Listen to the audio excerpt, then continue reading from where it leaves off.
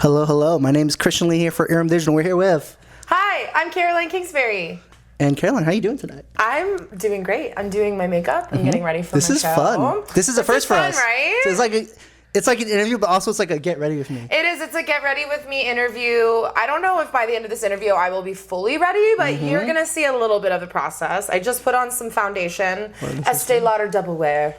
Oh, you should do that thing like they do. Yeah, exactly like that. Yeah, perfect. You got it. But, you know, you're in the midst of a tour with Pom Pom Squad, and how's it been? Because this is like pretty much halfway, or like... This is over halfway. Yeah, we have about like 2.5 weeks left. We've been out now for 3 weeks. We started in Philly. We've already played all of Canada, Midwest, Northeast, Midwest, Southwest, and Northwest. And now here we are. And now here we're going to be doing like the Southeast portion of the U.S. up back to New York. And I'm really excited for this portion of the tour because the queer people in the South, I'm from the South and I'm also queer. I know that we need this. We need a fun night. And that's what me and Mia, Pom Pom Squad, are like really about on this tour. It's just giving people a really fun night. I mean, your music is pretty fun. Thank you. It's pretty fun. You're right. It's pretty fun.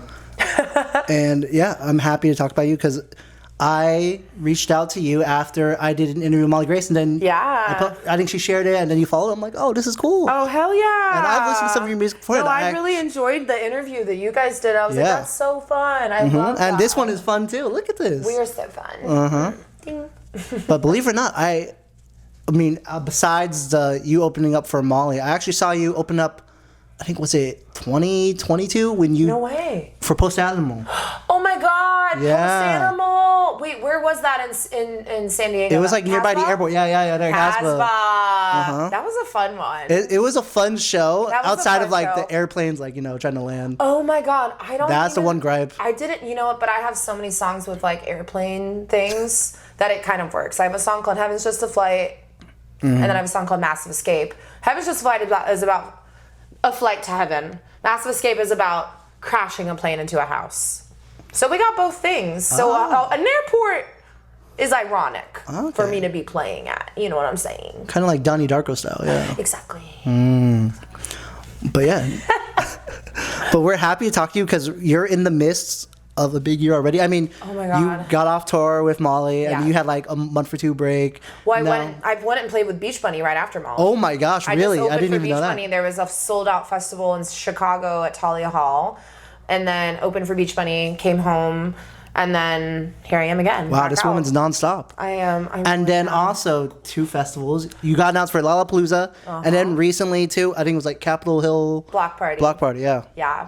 Yeah. I've never even been to a festival. Really? Besides, like, I went to South by Southwest a long time, but that's not a festival. That doesn't count. That does not count. And South by Southwest. Also, fuck them.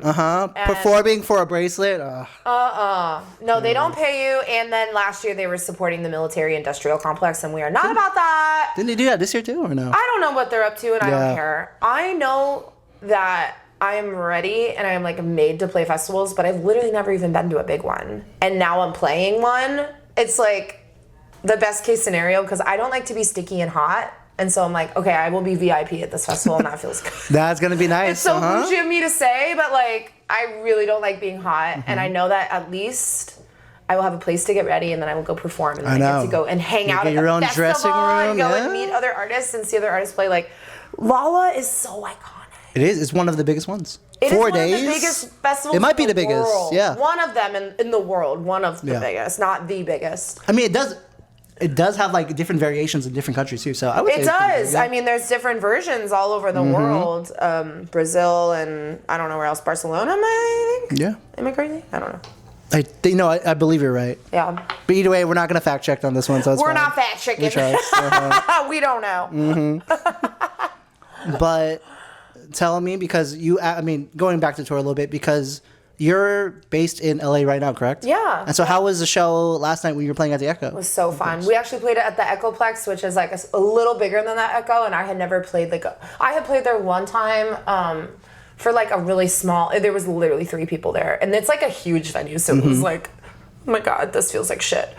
last time. This time, there were people there, and it fucking rocked. And I love that venue. And I just, like, it's so cool to get, I literally live 5 minutes away, too. So I just went from my house to the stage, honey, and I loved it. Wow, doxing yourself in this interview. Kitties to the stage.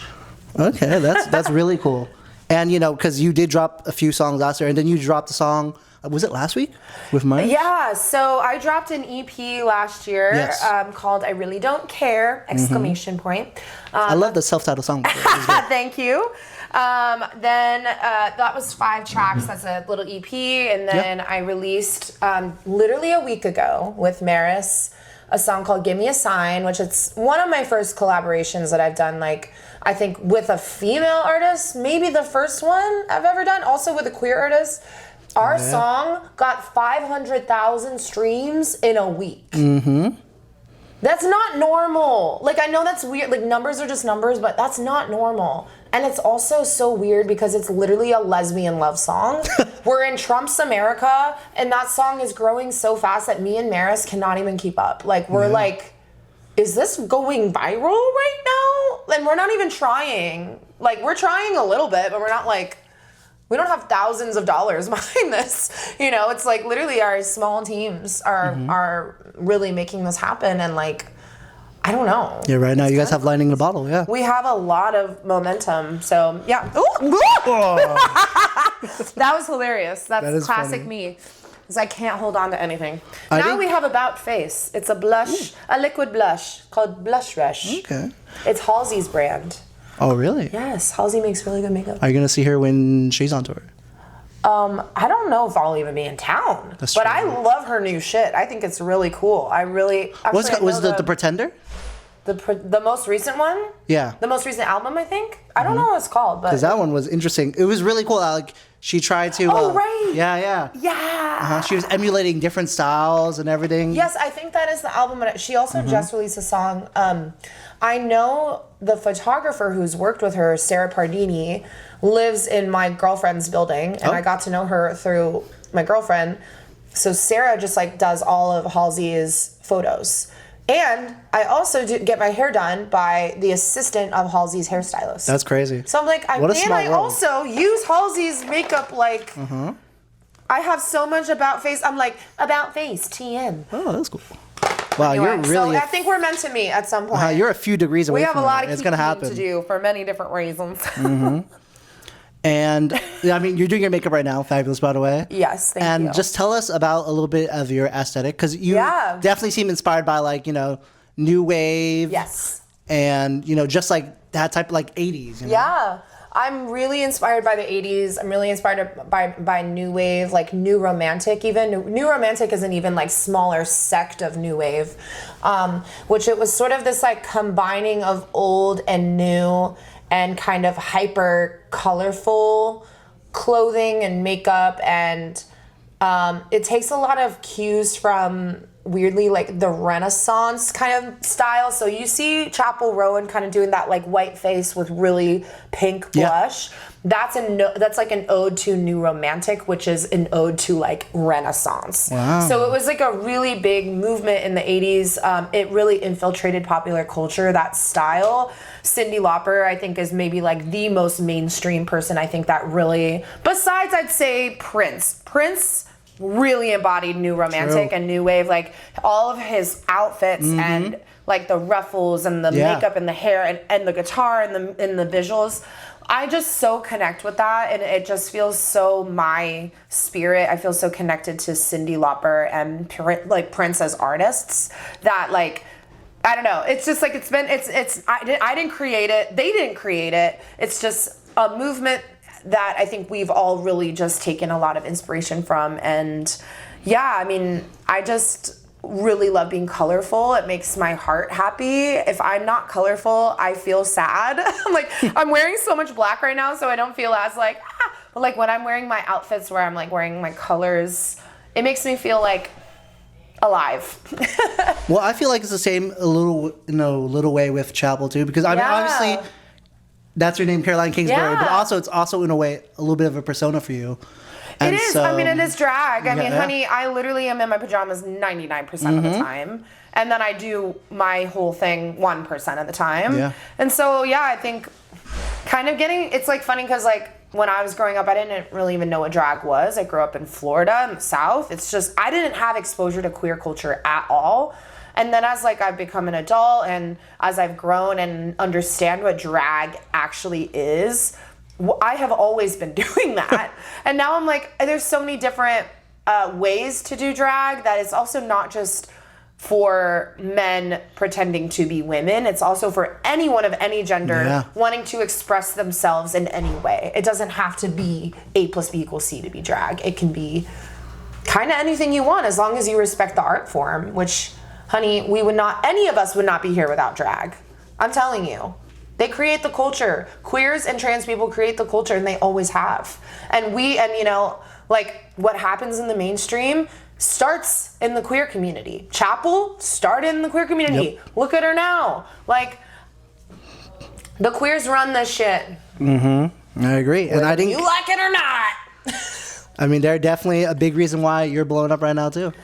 Well, I'm not blowing up, but I'm having a really good time. You know what I'm saying? I'm growing. I'm really enjoying it, and I love playing shows. I'm really excited. Yeah. And speaking of really having a good time, I'm having a really good time chatting with you. Oh. And I know, you know, maybe it's a Southern hospitality. I don't know, but you know, I felt like we're already friends. But do you think we could formally, like right now, just say officially that we're friends? Honey, we were friends the moment you walked in. Hell yeah. Thank you, Queen. Thank you, Queen. Always. But a thing I love to do for my friends is give them gifts. I don't know if... Oh! Gifts? Because you were there for Molly. I don't know if you saw... I didn't see. I had no idea what was going on. Wow. So I'm about to be surprised. I can't wait. Okay, first one you did talk about. Uh-huh. And it is actually... Oh my God, you brought that for me? Yeah. Iconic album. I don't even own this. That's perfect. I could cry. Wait, this is so sweet. I don't even own this. Isn't that crazy? Why don't I own this? Well, now you do, so it's perfect. Oh my God. Wow. This is so surreal because I've actually never held the physical copy in my hands. Like, wow. Wow. Iconic. Mm-hmm. Look at that. That's I know. Cyndi. That's my mother. Crazy. That's my drag mother. We've never met, but she's my drag mother. Thank you so much. Oh my God, this is so cool. And we have one more for you. Okay. And it is not new romantic, new wave or anything, but I feel like you would also enjoy them. Okay. And it is... Oh, well, you know that's... Okay, then you fucking know my inspiration is literally the song Mr. Brightside. Mr. Brightside from this album. Oh my God. I also don't own this. You literally got me the literal best gifts that you could have gotten me. What the fuck? What the fuck? Oh my God. So Mr. Brightside, my brother showed me Mr. Brightside when I think I was in middle school.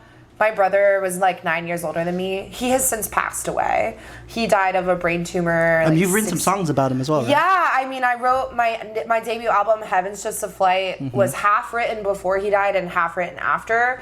And so, you know, The Killers have been a huge inspiration for me. Brandon Flowers, his vocal style. And so you giving me this means so much to me because my brother showed me The Killers. And so I'm just so grateful. This is so awesome. Oh my God. Wow. This is the way to a musician's heart, honey. Vinyl. Thank you so welcome. much. Thank you. And I've been having so much fun talking to you, but we still have a few more questions. Hell yeah, sure. And first one is, funny enough, I interviewed someone recently. She goes under my name Sir Woman, but she's also part of this band called Wild Child. Okay. Oh wait. Yes, I know. Kelsey Wild Wilson. Child. Yeah. Yes, Wild Child has been around. Weirdly, that was another band that my brother loved, and it's so crazy that you just mentioned that right now. It's funny. Whoa. But yeah, whoa. A thing we like to do with Ongoing is we like to do like, I ask her, I'm like, oh, I'm interviewing this person next. Do you have a song to recommend to her? Oh. And she wants to recommend this song for you, so hopefully you'll like it. She wanted to recommend this song to me. This is like my... Wait, I'm not how do you have that? Where did you find that? I'm not Where gonna... the fuck did you find that? I'm not gonna say the name because honestly, you know. Where the fuck did you find that? But... Oh my fucking god! I'm glad you can recognize it just in a few seconds. That's like one of my first songs I ever recorded under redacted name. Redacted. No one's ever gonna find it, but they can find it. They can find it. I don't care. But that's so. Wait, where did you find that song? I can't say.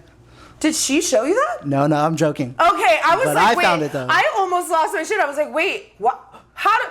Oh my god! What did you think of it when you heard it? Were you like? It was good, but I'm like, wait, this is the same person.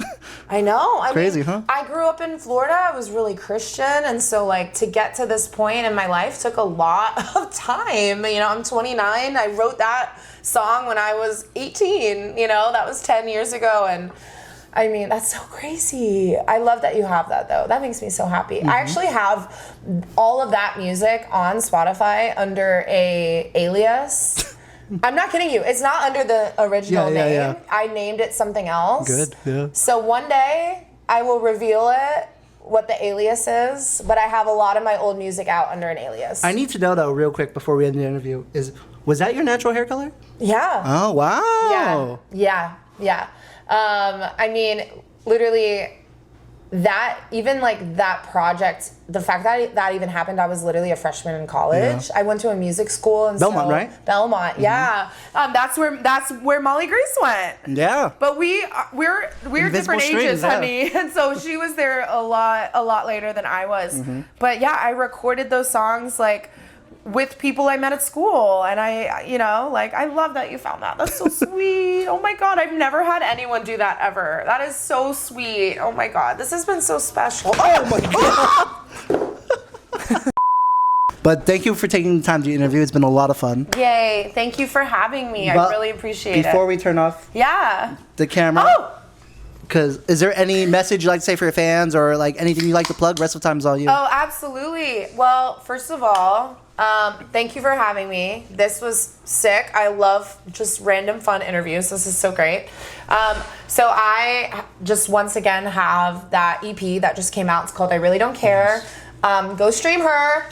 And then I have the song Give Me a Sign that I just released with Maris. Go stream that as well. And then come see me this summer at Lollapalooza and Capitol Hill Block Party. And then maybe a headlining tour. Maybe.